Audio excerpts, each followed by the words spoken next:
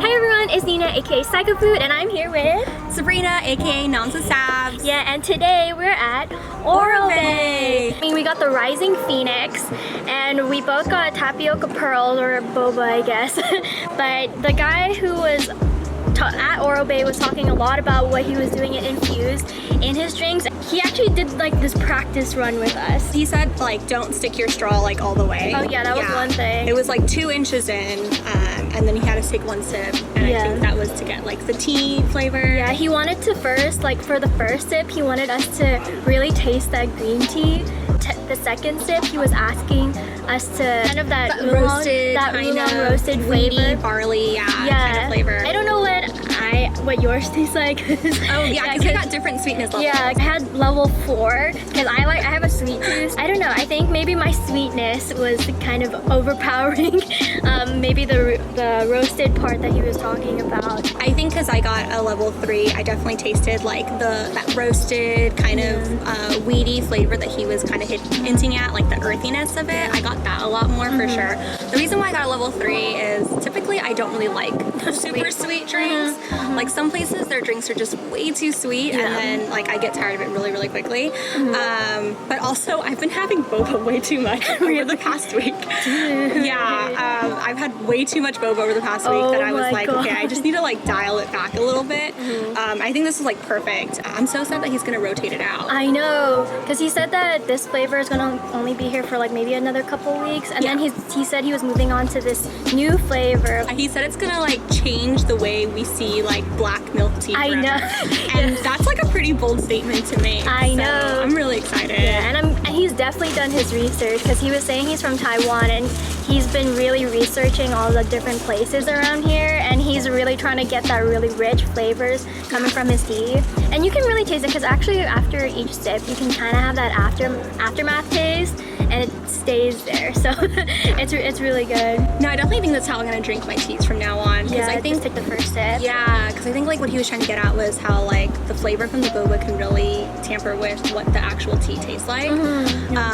And it does. Like I can taste the difference right now. Like there is a bit more sweetness when I do have the boba in there versus when I'm just drinking that milk tea. So I'm gonna do that from now on. That's genius. I know there's like other places who have different, instead of boba they use like chia seeds or they use like basil seeds or just like some other like lychee or not lychee but they have like different things that they have in their milk tea, and sometimes they have different benefits too, because like boba is just kind of just jelly. It's just really jelly to it. No, I saw he has like an agar jelly kind of boba. I don't know if you've like had that What before. Is that? So it's kind of like, it's almost like a boba, but it doesn't have like the soft chewiness of it. There's more of a bite to it, but it's like not crunchy, like almost, but not like crunchy, but it has that kind of like bite, like the hardness. Yeah, but it's not like hard boba like how we were talking about. Oh my god, we were like, okay, so I was like asking her earlier, I'm like, do you like soft boba or do you like hard boba? And she's like, why would someone get hard boba? And I was like, well, because I literally have some friends who like hard boba because they don't like the chewy texture of boba because they feel like they're chewing it for so long and they get tired for their mouth to be like constantly on it. So that's why they like the hard boba. I don't get it. I don't get it. I like my boba chewy and soft and like warm too if ever, but you know, maybe if you get it, you should let us know. If you like hard boba or do you like soft boba? Tell me in the comments below. When did you start your food vlog? I think it was the weekend of Chinese New Year. Really? Yeah. Of what year? Like last year? Or? This year. Really? Yeah.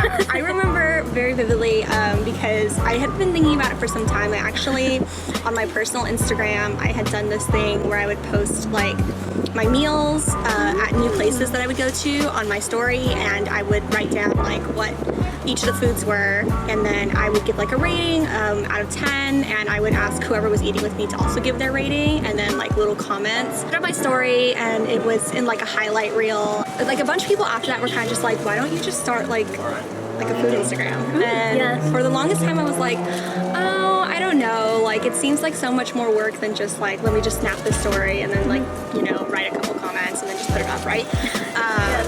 And it's true. And now that I'm doing it, it's so much more work. But it's so much, I don't know, it feels so much more fulfilling and rewarding. Yeah. Like, I'm glad I did it. But that's kind of like the backstory. So I was thinking about it for a while, and then Chinese New Year came, and I went to, I don't know if you know, but Tasty was doing like a promotion where if you like bought some drinks or something, you'd get like a Chinese New Year like scratch card. Oh, that's cute. I didn't know that. Yeah, it was super cute. Yeah. And so like I like got all my siblings to go with me so that I could get as many scratch cards as I possibly could. You know, get the deals, get the deals. Yeah, it's a lot of hard work, like having to constantly come up with content. And Yeah, stuff. especially right now. It's so tough because for probably the first two and a half months, I actually was pretty good with staying at home, not going anywhere, and I actually didn't go out or even do takeout. And so afterwards, I started like getting takeout because I was running out of content in my storage. For some time, I was trying to do like some home cooking and stuff, but the pictures just aren't as pretty. It's so bad. Like I can cook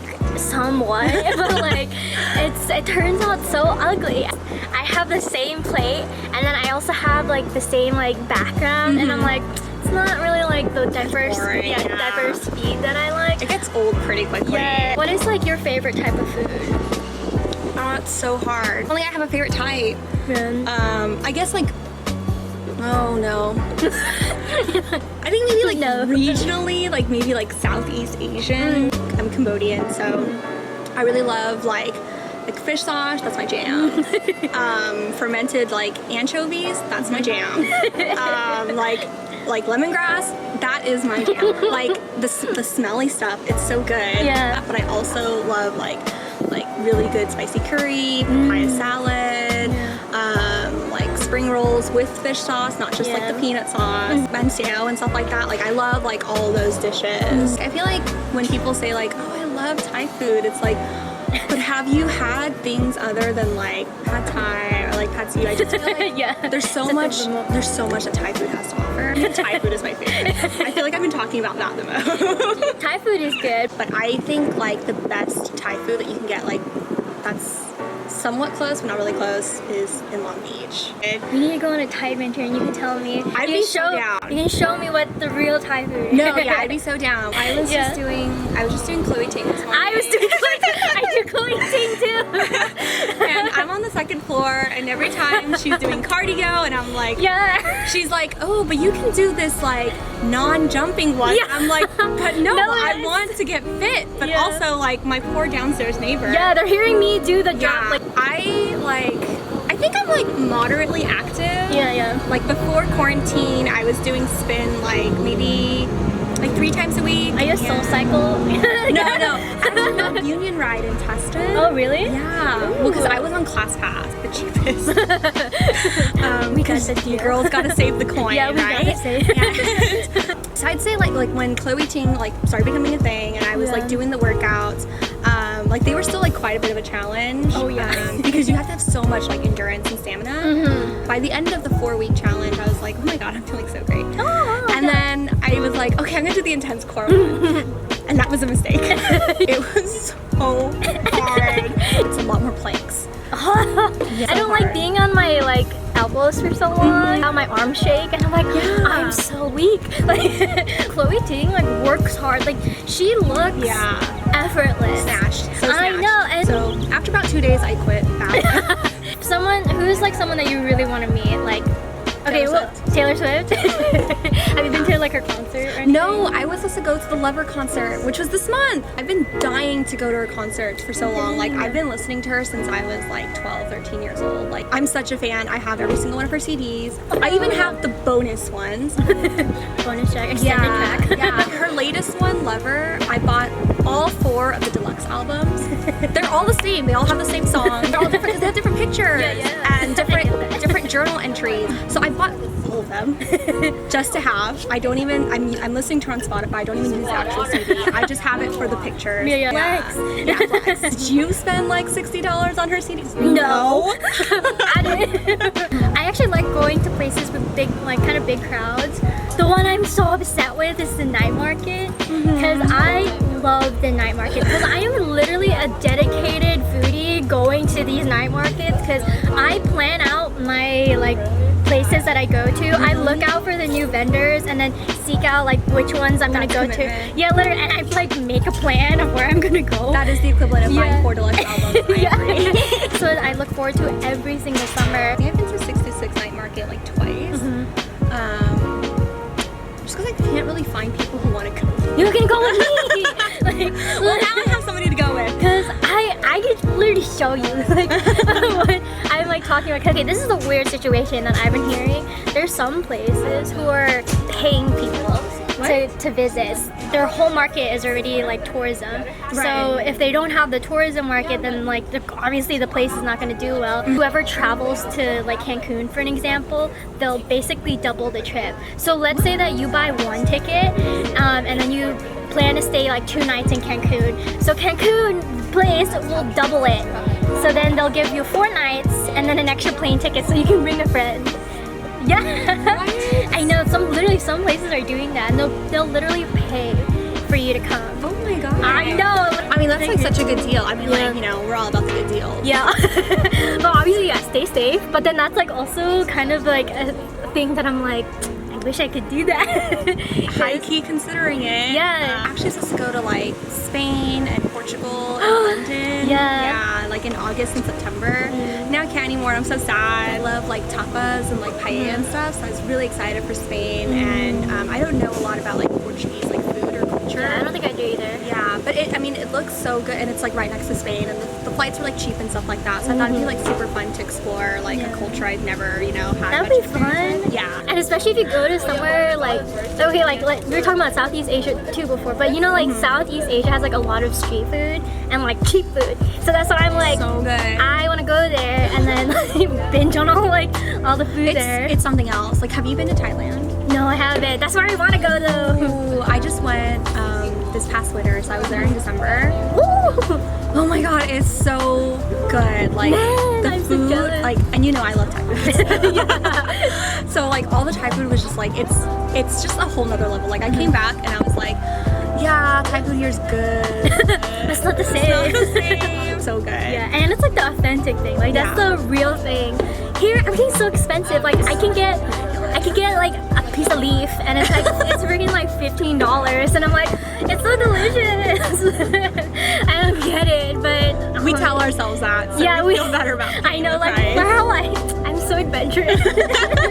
Like I feel like abundant if I was a worm, but I don't know. I follow a lot of like Canadian foodies. The food looks really good there. I follow a lot of Canadian foodies too, and Australian foodies. Like shout out to my friends there. No, yeah. They have such good food. Australian brunch just feels like our I know. brunch, but just like 10 times more. I know, and it's like a huge spread. Yeah, and I'm like, and it's so colorful and so I know, and inside the cafes or just the restaurants too, it's just like so much different. gorgeous. I'm definitely the travel for food type of person. I actually am the worst person on airplanes. I hate flying on airplanes. I think that's actually in my Instagram bio. Really? It says, hates flying, but will travel for food. Really nauseous and like airsick really, really easily. So flying is like not the business for me. But once I get off the plane and like I smell all the food, it's all better. Yeah. What about if you had like a ship? Like, would you take? I think I'm worse. Oh. Yeah, I'm worse on boats. I'm the worst on boats.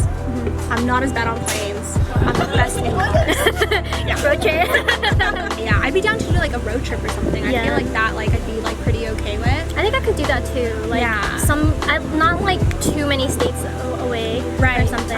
But definitely like you know, drive like up to Seattle or something and like on the way stop by like NorCal. Like there's so many good foods there. Yeah. I think that'd be like a lot of fun because you get to eat like along the way and try new places. Maybe we'll take a road trip there. Maybe we'll just grab like a bunch of foodies. Yeah, I know. Let's go. Let's get our content. Okay. Thank you everyone for watching our video, and follow me at